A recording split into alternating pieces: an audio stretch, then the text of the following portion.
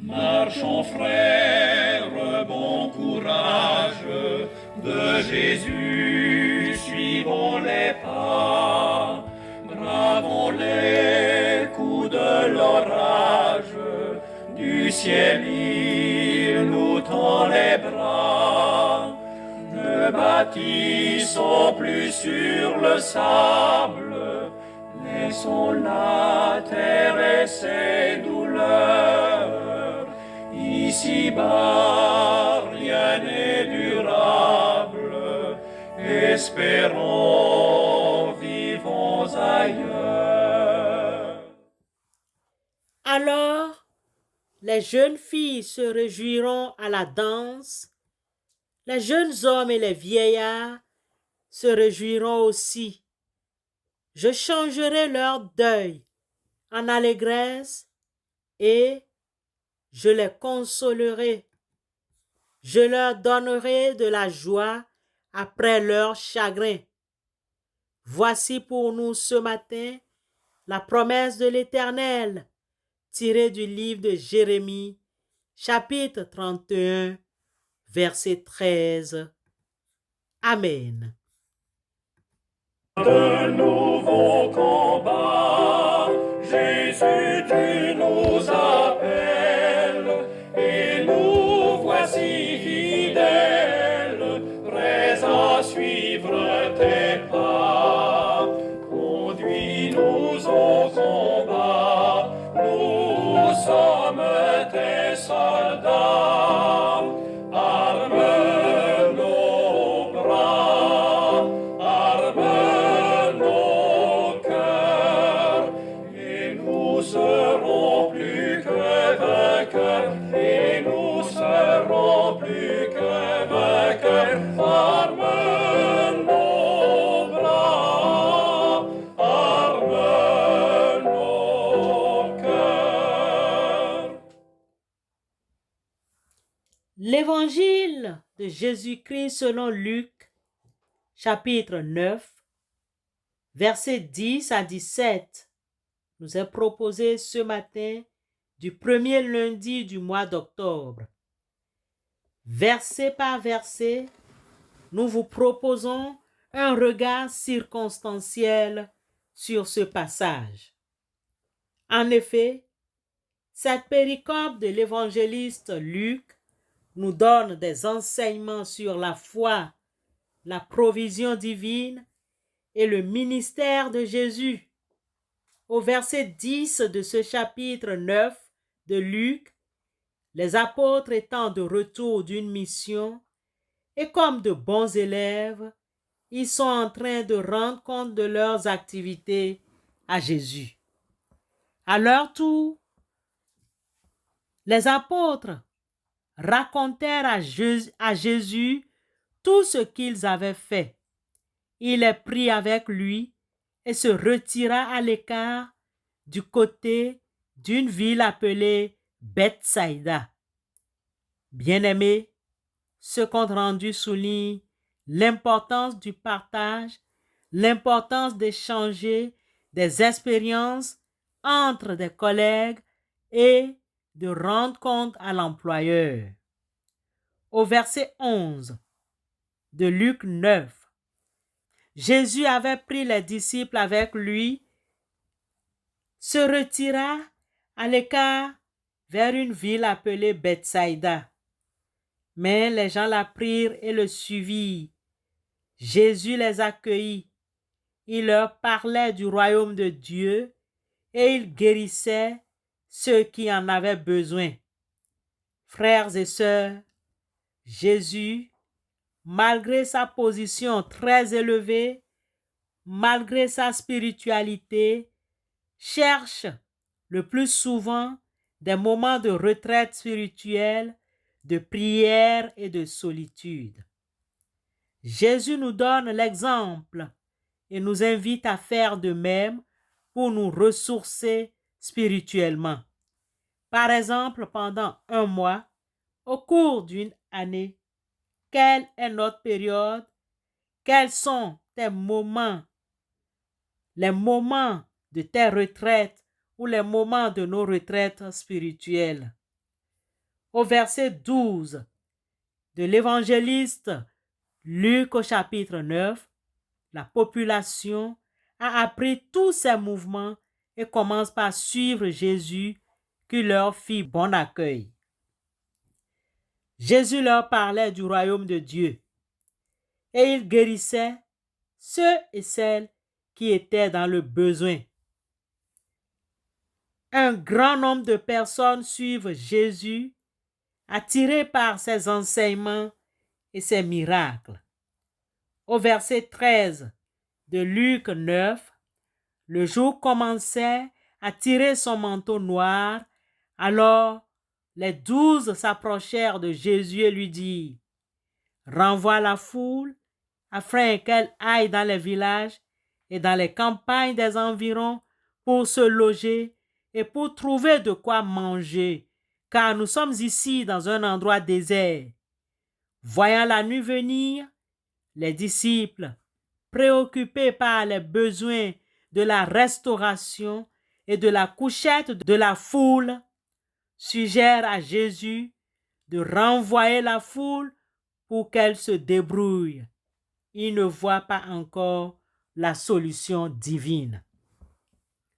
Au verset 14 de Luc 9, Jésus n'a pas accepté cette proposition des disciples. Puis, il leur dit: donnez-leur vous-même à manger.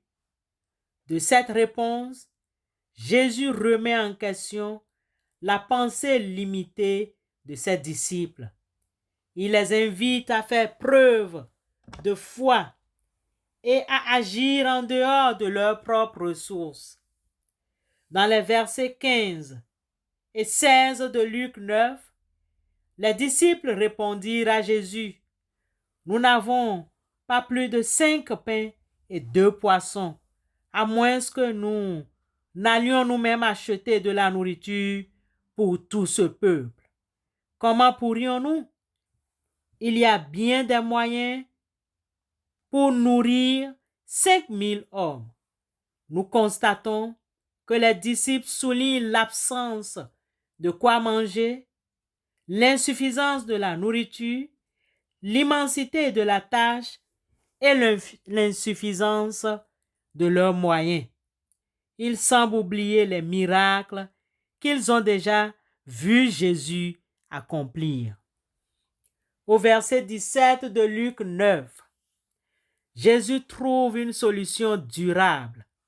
Elle est la suivante: faites-les asseoir, rangée par rangée de 50. Ainsi, les disciples les firent tous asseoir. Jésus donne des instructions précises, montrant ainsi son autorité et sa maîtrise de la situation. Il nourrit 5000 hommes au moins. Que retenir de ces 8 versets? La foi en Dieu. Jésus multiplie les pains et les poissons pour nourrir une foule immense, estimée à plus de 5000 hommes, sans compter les femmes et les enfants. Cet événement souligne la puissance de Dieu, l'importance de la foi.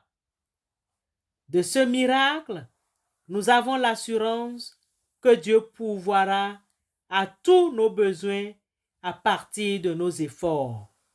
Le Dieu que nous suivons ou que nous servons est toujours le même. Il ne change pas.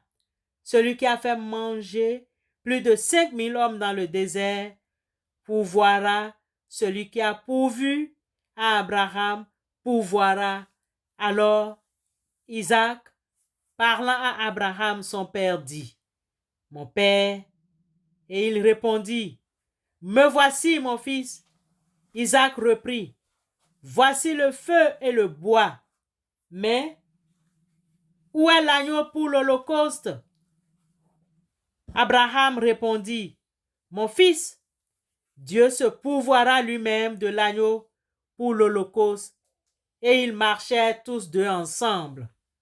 Genèse 22, 7 et 8. Dieu peut pourvoir à tous nos besoins. Il nous invite à lui faire confiance Il nous invite à travailler sans relâche et à sortir de nos limites.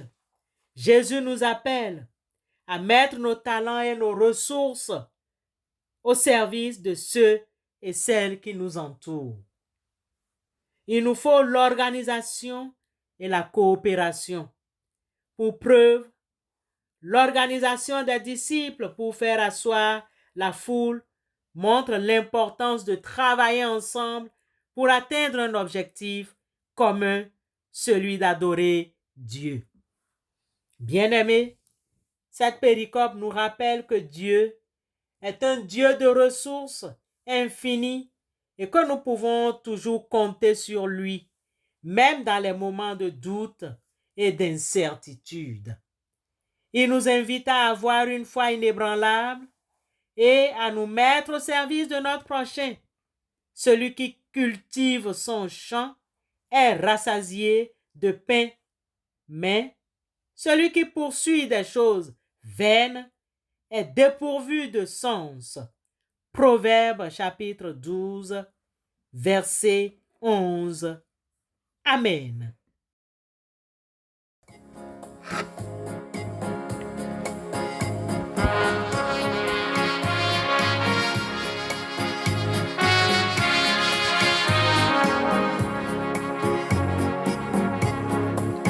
Sans Jésus, mon ciel est voilé. Sans lui, tout pour moi semble dur. Sans Jésus, tout perd sa beauté. Le jour le plus clair semble obscur. Le chant des oiseaux n'est plus doux. Les fleurs ne peuvent m'égayer. Je veux Jésus-Christ avant tout. C'est lui seul qui peut me charmer. Prions le Seigneur. Après ce message qui nous invite à faire toujours confiance à notre Dieu, prions notre Dieu si puissant. Nous allons prier avec les mots du psaume 17. Éternel, écoute la droiture, sois attentif à mes cris. Prête l'oreille à ma prière faite avec des lèvres sans tromperie. Que ma justice paraisse devant ta face, que tes yeux contemplent mon intégrité. Si tu sondes mon cœur, si tu le visites la nuit, si tu m'éprouves, tu ne trouveras rien. Ma pensée n'est pas autre que ce qui sort de ma bouche. À la vue des actions des hommes fidèles à la parole de tes lèvres, je me tiens en garde contre la voix des violents. Mes pas sont fermes dans tes sentiers, mes pieds ne chancellent point. Je t'invoque car tu m'exauces. Ô Dieu, incline vers moi ton oreille, écoute ma parole. Signale ta bonté, toi qui sauves ceux qui cherchent un refuge, et qui par ta droite les délivres de leurs adversaires. Garde-moi comme la prunelle de l'œil. Protège-moi à l'ombre de tes ailes, contre les méchants qui me persécutent, contre mes ennemis acharnés qui m'enveloppent. Ils ferment leurs entrailles. Ils ont à la bouche des paroles hautaines. Ils sont sur nos pas. Déjà, ils nous entourent. Ils nous épient pour nous terrasser. Dès le réveil, je me rassasierai de ton image. Amen.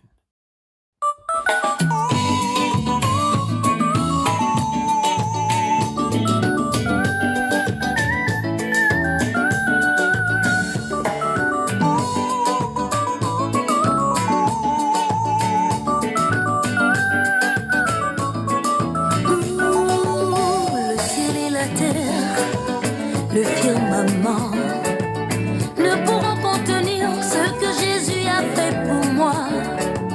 Les imprimeries, si puissantes qu'elles soient, ne finiront jamais de rédiger ce que Jésus a fait pour moi. J'étais malade, il m'a guéri. Paralysé, il m'a relevé.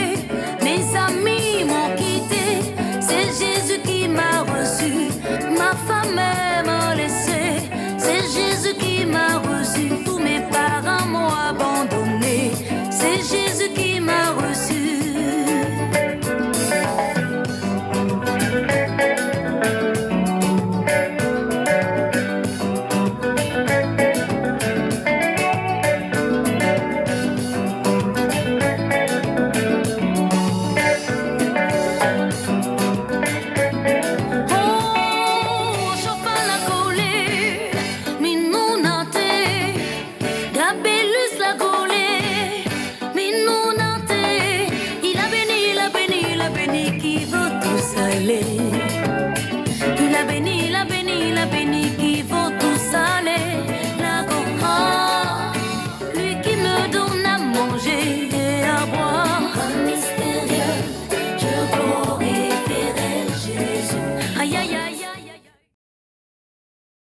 Recevons la bénédiction de notre Dieu.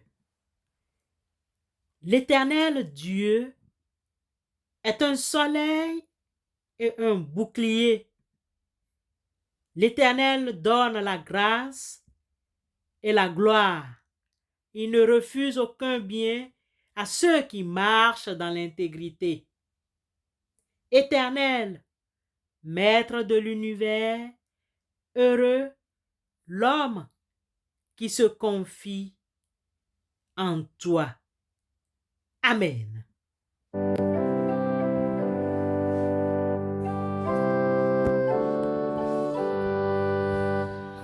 Que le Seigneur nous bénisse tous les jours de notre vie. Heureux qui craint le Seigneur et marche selon ses voies. Tu te nourriras du travail de tes mains. Heureux es-tu, à toi le bonheur. Ta femme sera dans ta maison.